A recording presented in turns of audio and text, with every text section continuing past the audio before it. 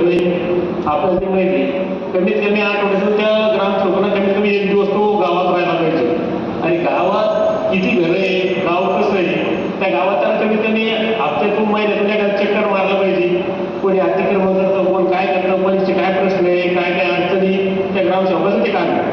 त्याच्यानंतर तलाठी, मला नाही वाटत आता तलाठी मॅडम आल्यापासून त्यांनी प्रत्येक शेत वाटतं कसं नेलं थोडंफार फिरलं असं, पण पूर्ण गाव महसूल त्याच्या विभागात प्रत्येक ठिकाणी त्या कुठं गेल्या का, त्या शेतकऱ्याला भेटल्या का, त्या शेतकऱ्याला असं वाटलं की बाबा आपला तलाठी, आपला ग्रामसेवक आहे, आपला हा मंडळ अधिकारी आहे.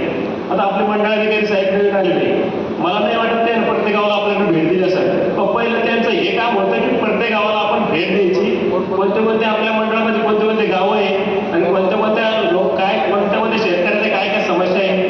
दुसरा याच महसुलीचा एक प्रश्नच आहे किंवा वाटणी पत्रक असो, त्यासाठी पेपर तो शेतकरी या अधिकारी लोकांकडे, तो तलाठ्याकडे, तो मंडळ अधिकाऱ्याकडे. हे काय करते, 15 दिवस अगोदर तुमचा फेर होईल, मग 15 दिवसानंतर याचं उत्तर काय येतं की बाबा याच्यात हा कागद कमी आहे, त्याच्यामुळे तुमचा फेर होता, हा कागद घेऊन या. पण मला काय म्हणायचं, ज्यावेळी त्या शेतकऱ्याने त्यांच्याकडे तो कागद दिला त्या दिवशी तो कागद तपासाचा, त्या कागदात कोणता कागद कमी त्यावेळेस सांगायचं आणि तो कागदाची पूर्तता करून 15 दिवसात त्याचा फेर करता.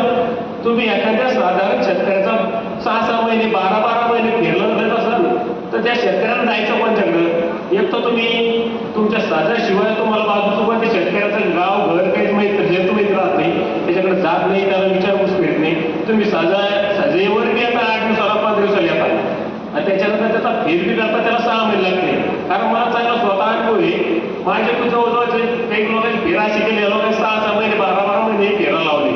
पण त्याला अडचण काय, त्याला अगोदर सांगायचं की या कागद कमी या अडचण आहे आणि त्याला टाइम पिरियड दिला ना, हा कोणता आक्षेप असला तर उशीर करा. आक्षेप नसल्याच्या नंतर तो त्या कालावधी तो फेर झाला पाहिजे, ते समस्या ते निवडली पाहिजे.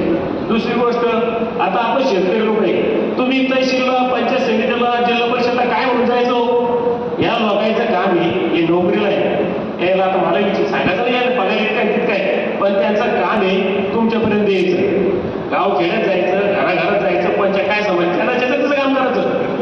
तो तहसीलदार असो, आपलं तलाठी असो की ग्रामसेवक असो, ज्यांना ज्याचं त्याचं काम त्याला गावाच्या लेवलला करायचं, रोजगार सेवक असो, त्यांना त्या शेतकऱ्याचा एक निवेदित असो, वाटत असतो, त्या शेतकऱ्यांना पंचायत समितीला कशासाठी जायचं, मस्टरसाठी चक्कर कशासाठी मारायच्या, त्याला एक 500 रुपये रोज, एक मजूर भेटत नाही, 500 रुपये रोज बुडून जातो, ती लोक चिडमिड गेल्याशिवाय काम होत नाही. अशी परिस्थिती झाली. खूप प्रत्येक माणसाला जो तहसीलला, पंचायत समितीला, जिल्हा परिषदला पुढे जातो त्याच लोकांचं काम होतं. बाकीचे लोक जो शेतकरी कोणी पुढे जात नाही ना, ते असे शेतकरी आता याच्यात आलेले, याच्यातले 10% शेतकऱ्यांना फक्त फायदा घेतला सरकारी योजनेचा, बाकीच्या 90% शेतकरी असे त्याचे वंचित सगळ्यापासून. काहून की 10% शेतकरी फक्त तहसीलला, पंचायत समितीला, जिल्हा परिषद चक्रा मारते, हे बाकीचे लोक कोणी जात नाही.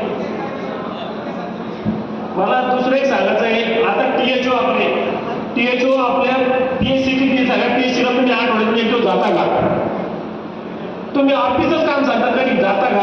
आता आमच्या PSC मध्ये केवळ वाद झाले, तुम्ही किती वेळेस आलो तिथं वेळ वाजवायला,